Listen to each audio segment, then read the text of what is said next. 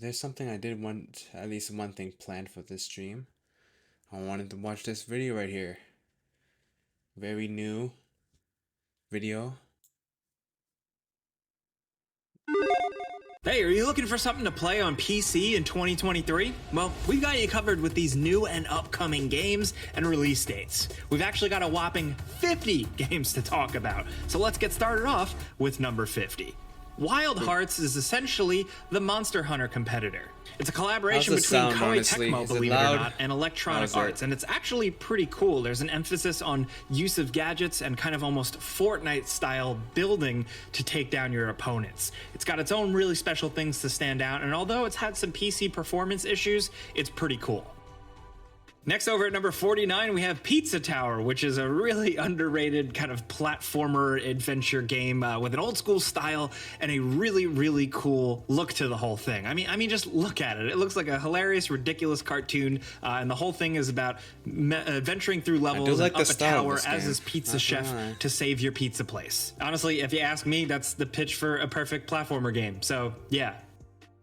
Next, over at number 48, this year we're getting the Killer Clowns game. Yeah, Killer Clowns from Outer Space, the game is dropping, and it's another asymmetrical multiplayer style game where you can cause all kinds of chaos as those gross, nasty, hilarious clowns. We don't know for sure how this one's going to turn out, but I mean, just the Killer Clowns with a K, the pizza getting game recognition in 2023 is pretty cool and worth celebrating.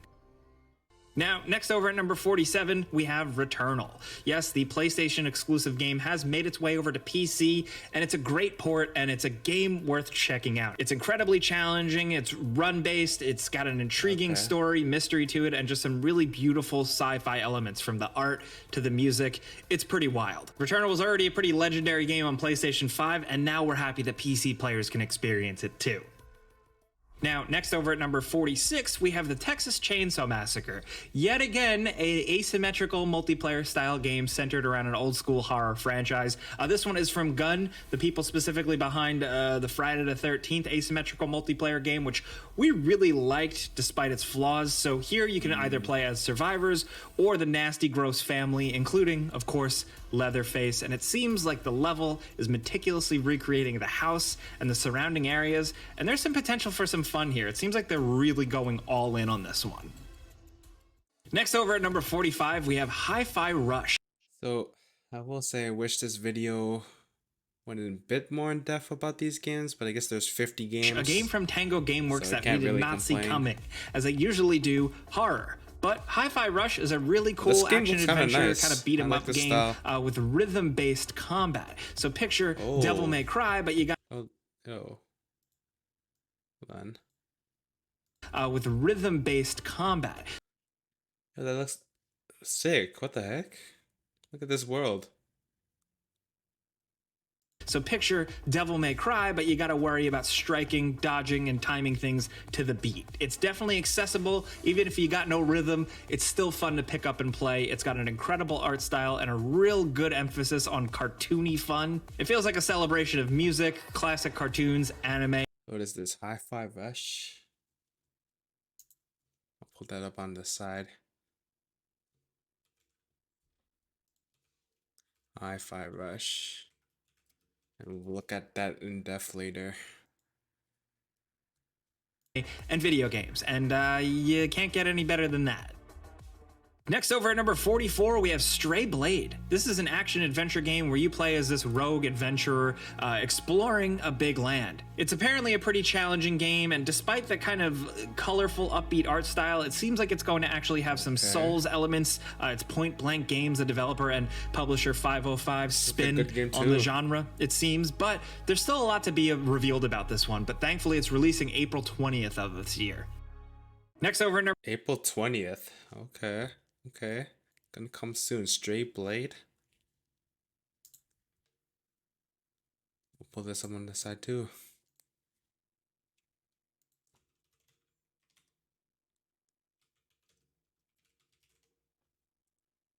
Okay. Spin on the genre, it seems, but there's still a lot to be revealed about this one, but thankfully it's releasing April 20th of this year. Next, over at number 43, we have A Space for the Unbound. This is a narrative adventure game with a lot of charm to it, but it also tackles like psychological elements and a lot of emotional stuff centered around two high school sweethearts. The town is falling to crap, and it's about the characters like facing their inner demons and dealing with other people in the community. And it sounds simple, but it seems like people have really been digging it. It released earlier in 2023, but it's been popping off. And the best part is that there's actually a demo available on Steam if you want to check it out.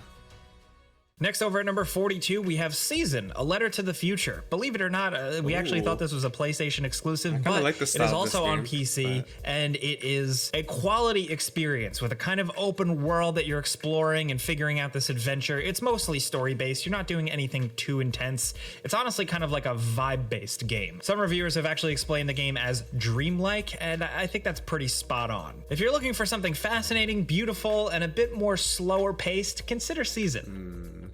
Next, over at number 41, we have RoboCop Rogue City. Now, as the diehard RoboCop fan at GameRanks, I am still skeptical of this one at the time of this video releasing. We haven't seen too much of it other than just a brief snippet of gameplay that seems pretty serious and action-focused. Interestingly enough, it's first-person shooter, and I know a lot of people out there really wanted to play as RoboCop in third person, but I think if they do it right with all the visual, like the visor systems and everything like that, and prime directives, they could nail it. Still, we don't know for sure, but it is also from publisher Nacon and developer Teon, who are also responsible for the most recent Terminator game that actually did a good job of at least understanding the source material, even if it was a flawed game. RoboCop just deserves a kick-ass new game in 2023, so we're hoping this one drops this year, and it is great. Next, over at number 40, we have Atomic Heart. If you're looking for a weird, unique first-person shooter set in a very different world and a kind of alternate dystopian future where the Soviet Union prospered and developed all this weird, crazy technology, including robots that have come to life, and you need to kill them. This is your type of game. A lot of people have said it's kind of BioShock-inspired. It didn't feel like that to us. It felt more like a Wolfenstein type of thing with some open-world elements. It is a deeply flawed game. We want to say that up front, but if you're just looking for something fresh, unique, you should still consider it. Next, over at number 39, we have a Nice Death. I mean, look at the main character. It's literally Death, the Grim Reaper. And you're playing as him in a 2D action roguelike. And essentially, it seems like you're kind of the boss and you got to deal with all your employees' crap and them really giving up on the job. It's got a really cool cartoony style, a really different vibe to it. And if you like a good hack and slash action roguelike, consider jumping in. It released earlier in the spring and people have been loving it. Next, over at number 38, we have Darkest Dungeon 2. Yep, the greats have returned with, once again, a very challenging, very intense game where you have to worry about managing your characters and your party to an almost stressful degree. I'd say if you never played the original Darkest Dungeon, if you're looking for something like where you really have to care about your men, like XCOM, but with a bit more of a medieval, kind of dark horror spin on it, that's the best thing I can compare it to. Not really in terms of gameplay, but in the level of challenge and thought involved. Next, over at number 37, we have Dredge. This is kind of like a fishing ship game, but also a narrative adventure. There's a lot to it. It's a pretty chill game, but with some really good writing and an actually pretty decent fishing mechanic, even if you're not into fishing games. This one has been really kind of clicking with a lot of people, so consider it. Now, next, over at number 36, we have Tekken 8. I mean, holy crap. Have you seen the gameplay of this thing? It looks absolutely wild. From returning characters to just over-the-top effects, backdrops, and seemingly good combat. I guess that's cool. Tekken 8 looks like it's going to be pretty awesome. We haven't gotten our hands on it yet, but it does seem like it's dropping this year, and it seems like it's going to be a good year for fighting games. Let's just say that. Now, next, over at number 35, we have Sons of the Forest, which has released in early access, and it's the follow-up to, of course, the mega smash hit, The Forest. And this one, it seems to go even crazier. You have a really cool AI companion, you have more things to worry about, more things to fend off, and a bigger world. Like we said, it is still in early access, so a lot of people have kind of already ran through it already, but we're expecting a lot more from this developer, considering the success of The Forest. Next, over at number 34, we have Octopath Traveler 2. Essentially, what the developers did here is took what worked in the first game and really drew upon that to create something seemingly even better. The people who played through this game in its entirety seem to prefer it over the original. I mean, cool art style aside, it's really about the story here, and it seems like it really as good worked. as the first.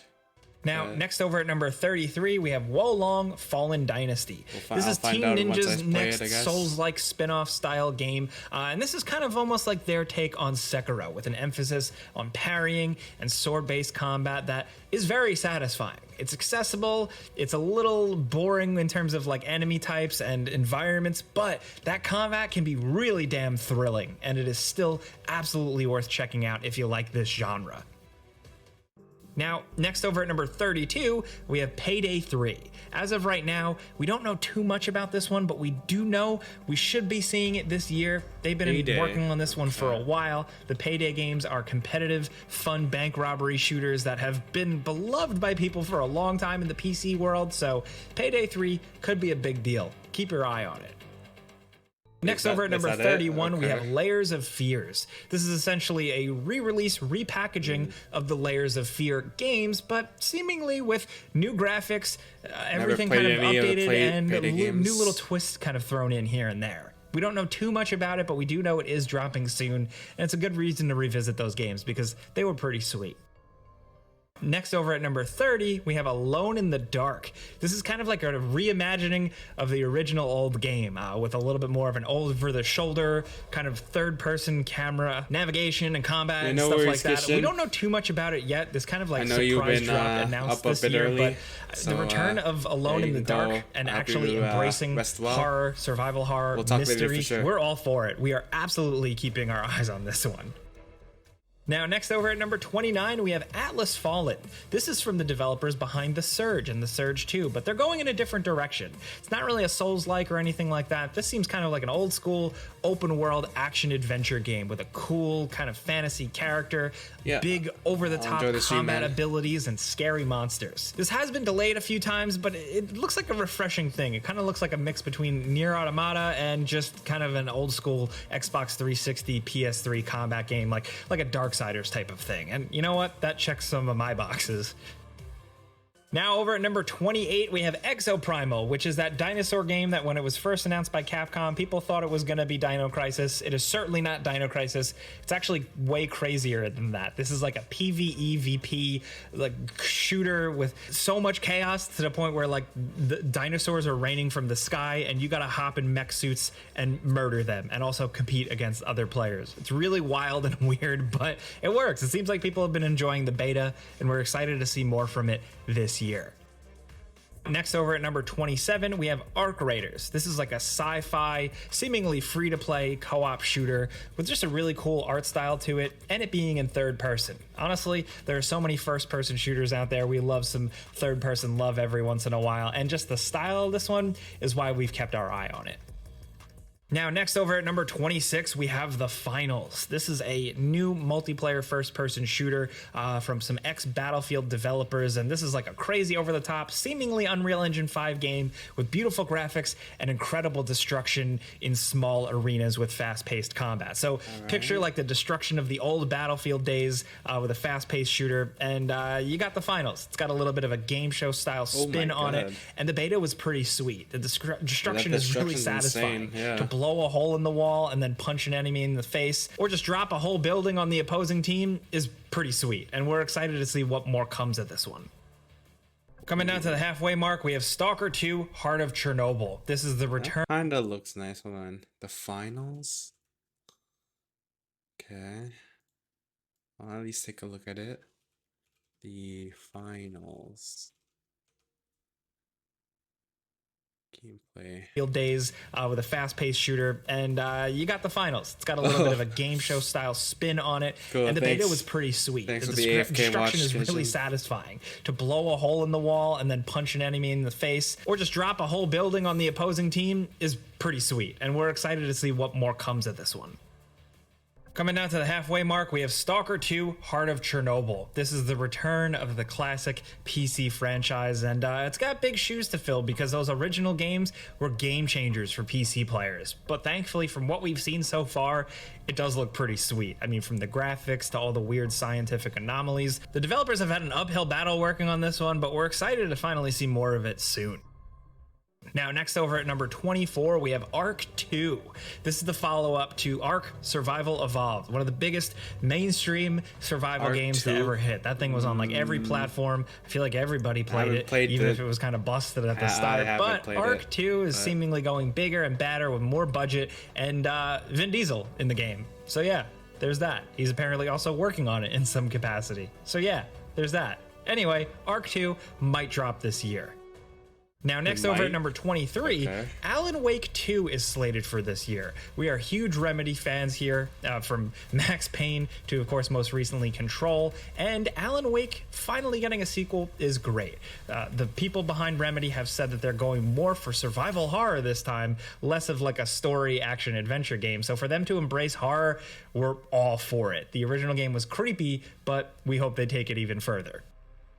Next over at number 22, we have Lords of the Fallen. Yep, this is the next game in the Lords of the Fallen series, but it's going in a very different direction, if you could tell, stylistically, way more fantasy oriented, and probably still having that kind of Souls-like combat, but it looks pretty sweet, not gonna lie. The brief glimpses we've seen seem pretty promising.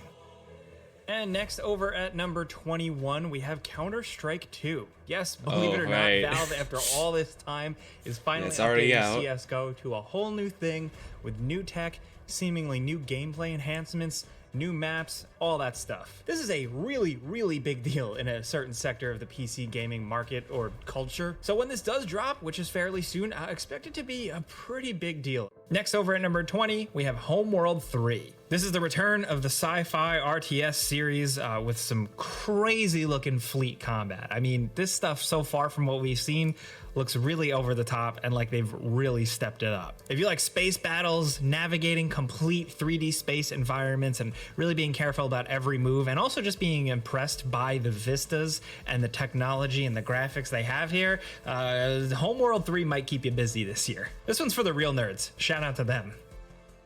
Now, next over at number 19, speaking of real nerds, we have Lord of the Rings Return to Moria. If you're a fan of the dwarven stuff from Lord of the Rings, look no further because they've taken the concept of dwarven mines from Lord of the Rings and applied a really cool gameplay concept to it. This is like a survival crafting game, but like you're building up the mines and you can do it with friends, and it just seems like a really good idea. If you can see the gameplay, it's cool. That's all we really have to say about that one. We love Lord of the Rings. But moving on over to number 18, we have Senua's Saga Hellblade 2. Now, this doesn't have an official release date at the time of making this video, but they've been working on it for a while, and we're hoping we see it this year because it is the follow-up to the incredible Hellblade Senua's Sacrifice. The graphics seem to be next level here. We've seen Xbox tease it a lot on their platforms, but we know it's dropping on Xbox and PC, and we hope it's good or even better than the first one because the first one was great, but it had room for improvement, and we hope they kill it. Next over at number 17, we have Baldur's Gate 3. This one has been in early access for a long time, man, and it's a long time coming. The full release is finally coming this year, and people are pretty excited. If you like top-down, good old RPG action, Baldur's Gate seems like it's going to have a lot, from interesting stories and paths to characters. It seems like they got you covered after all this time. Next over at number 16, we're going to go out on a limb here and talk Pragmata. This was announced a little while back as a PlayStation 5, Xbox Series X, and PC game from Capcom in the RE engine, and it almost seems kind of like Hideo Kojima-esque, weird and trippy sci-fi. Apparently it's going to have some exploration elements and space stuff. Can you tell that there's not really a lot out about this game yet? It's slated for 2023, but we haven't heard anything in a while. Capcom might just come out of the dark with this one. Who knows? But we're going to wait. Next, over at number 15, we have Aliens Dark Descent. The licensed Aliens games have been hit or miss, but when they hit, they really hit. And this one seems like it might hit. It's like a top-down RTS action game where you play as colonial marines facing off against Xenos. You're clearing rooms, you're exploring, you're kind of growing out the fog of war, which in this case is darkness, and you illuminate it with your marines as flashlights. You have to manage their stress levels and their weaponry, and it seems like it's shaping up to be pretty awesome. Next, over at number 14, we have Dead Island 2. Dead Island 2 was announced almost like it feels like freaking 10 years ago or something like that. It's gone through multiple developers, and now it's finally releasing soon. You're going to go to Hollywood, California, and slash a bunch of zombies in open environments. Not open world, though. It's actually kind of level-based, but with big levels, lots of creative over-the-top weaponry. Actually, some of this action looks really cool. We've been waiting a long time for this one. We don't know if it's going to like live up to that years long wait, but as long as it's a decent zombie game, we're in. Now, next over at number 13, we have Ubisoft's Skull and Bones. This is their kind of competitive online multiplayer pirate game where you can build your own pirate ship, man your own crew, and navigate the high seas and either team up with friends or fight against them and steal their treasure. It's actually seemed like it was pretty ambitious, but this is one that's been in the chamber with Ubisoft for a long time. It seems like they've really struggled to get this one off the ground, but 2020... So this one, although I haven't played the game, I believe it's like similar to Sea of Thieves, if I'm understanding it correctly. I never played Sea of Thieves, but I think it's somewhat similar. At least I think so. So maybe seems like it's going to be finally the year. We've seen gameplay. We kind of have a bit more of an idea of what the game is going to be. So yeah, fingers crossed. We just like pirate games. We like playing as pirates, and we want to see them succeed. Next, over at number 12, we have Forza Motorsport 2023. The mainline series is back with no numbers. It's just Forza Motorsport. That's it. Right. And it's going to have, of course, not even crazier graphics and more detailed games. cars than before, better weather effects, better track effects, environmental effects, and we're excited to see more from this one soon. Now, over at number 11, we have Avatar: Frontiers of Pandora. This is Ubisoft's first-person Avatar game, which, as of right now, we haven't seen too much of, but people are billing it as kind of like Avatar with the Far Cry formula. I'm sure there's going to be some differences to it, but to be honest, Avatar is cool. I know some people was this show it, really even that Avatar good? is pretty cool. It's one of the most popular movies in the world for a reason, and we're excited to see them build out that world in a video game. It's just begging for it. The movie feels like a video game, so it makes sense to kind of go this way. Is it really that popular? Over at number 10. Okay, top 10. Come on. Please be some good games. I have no idea what to expect. But please. Please. We have Star Wars. I need some content, man.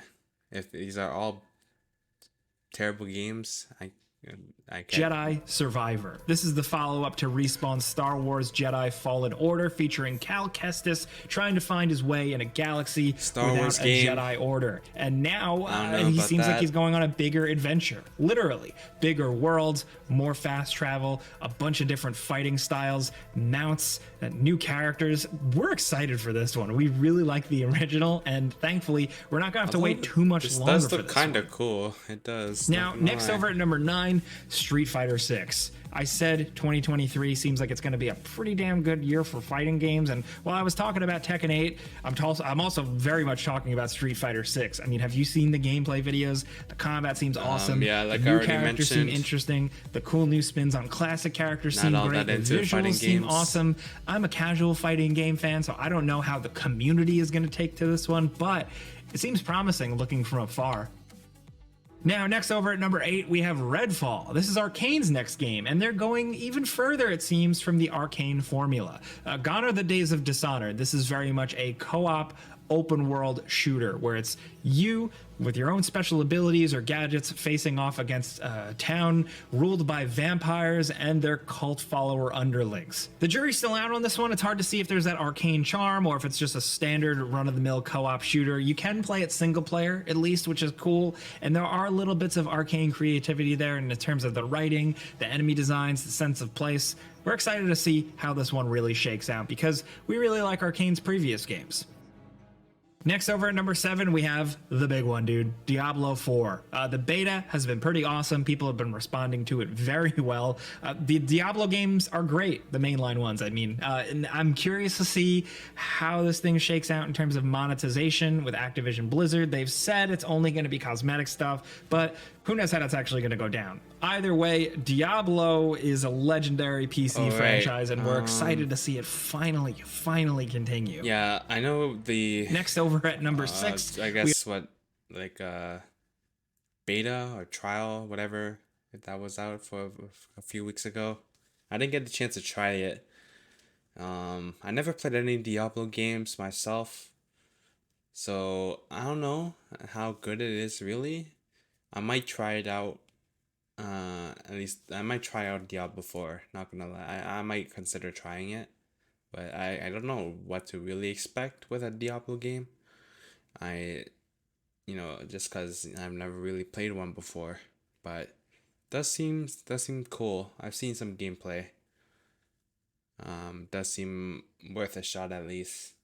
We have the Dead Space remake. Now, this doesn't like completely overhaul or change up the flow or story of the original Dead Space, but the graphics are better, the combat's a little tighter, and EA Motive, the developer, sprinkled in some really cool little additions that just make sense. It is a really good representation of the original game. It doesn't lose the charm, it doesn't cut anything, and if you've never played the original Dead Space, this is how you should play it. The graphics kick ass, and the game kicks ass. It did then, and it does now. Next, over at number 5, we have Suicide Squad, Kill the Justice League. Now, this was one of our most hyped games for a while because it's from Rocksteady, the people behind the Batman Arkham games. But this seems now more and more that we see it kind of like a live service action co-op-y game with a bunch of menus and stats where we kind of just wanted to play as the Suicide Squad or some sort of superhero in the world of the Arkhamverse. But this one might get delayed out of 2024. We don't know for sure. We still just want to see what the deal is with it, but we're not going to completely judge it until we get our hands on it. Of course, we do the before you buy videos here, so keep your eyes on those. Next, over at number 4, we have Hogwarts Legacy. The people who have been dying for like a big... Oh boy.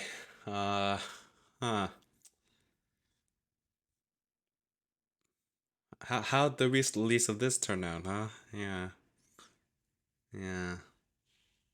Open world action adventure Harry Potter game essentially got their wish here. You can explore a pretty big map with little wizarding towns like Hogsmeade, and of course all of Hogwarts with all its secrets with your own created character and a pretty cool adventure. Next, over at number 3, we have Dragon Age Dreadwolf. Yeah, we're going to include it. We're really hoping we see it this year. Is it a little wishful thinking? Maybe. But we're really waiting for EA and BioWare to drop something from this, and we think they could really redeem themselves. People absolutely love Dragon Age, and we really hope they take it to the next level here. Now, down to number 2, we have the Resident Evil 4 remake. This is the bigger, badder Resident Evil 4 with a slightly darker tone, but still doesn't lose sight of how goofy it can be. There are a couple of things cut, but ultimately, this is a really, really fun and awesome representation of Resident Evil 4. It's still fun to blast away at all these creatures and gross men. The adventure is absolutely wild. Leon is badass, and if you've never played Resident Evil 4, this is a good way to jump in. Now, down to number 1, of course, we have... So, well, all I gotta say is top 10 has been definitely lackluster, at least for my taste in games. Starfield. We're excited about this one specifically because it's Bethesda's next game, but really, it's Bethesda's new thing. For the longest time, they've been alternating between making Fallout games and Elder Scrolls games, and now they're doing something completely different, a space-based RPG where you can build your own ship, land on different planets, and do quests and adventures. We haven't seen too much of it.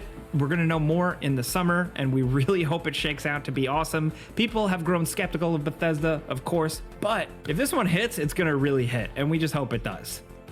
Yeah, I can't say that I'm not skeptical. Definitely there have been some games from Bethesda that have been misses for sure and not hits. There are 50 games, but of course, some bonus games worth mentioning. Of course, The Last of Us Part 1 has come to PC this year. The port had a little bit of a rough release. I think that's an understatement, but hopefully they fixed PC that. Also, Cyberpunk 2077 is getting a full expansion with Phantom Liberty, and we're hoping to see more from that soon. We have Crysis 4. Yes, Crysis 4 was announced, so it's still, we're not sure if we're gonna really see it in 2023, but we're hoping. They've kept us in the dark on this one for a while, and we're hoping that this is the year where it finally drops and melts everybody's computers. We don't really know too much about it yet at the time of making this video, but yeah, keep an eye for it. But those are 50 games dropping on PC this year. Believe it or not, there's actually Okay, not too bad. There's some few games I would want to check out. This is the video.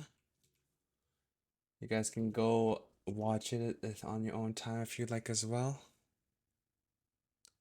Like the video if you like it.